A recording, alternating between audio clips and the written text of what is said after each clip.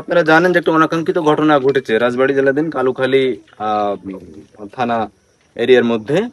ভিকটিমের নাম হচ্ছে আসাদুল ইসলাম বিল মানুষমারি, মদাপুর ইউনিয়ন। তো ওনার মৃতদেহটি আমরা পেয়েছি পাটক্ষেতের পাশে, এখানে পেয়েছি। আমরা তদন্ত করছি, আশা করি খুব দ্রুতই একটা মানে রেজাল্ট আমরা পাবো। যারা এর সঙ্গে জড়িত তাদেরকে আমরা আইনের আওতায় খুব দ্রুতই নিয়ে আসতে পারবো।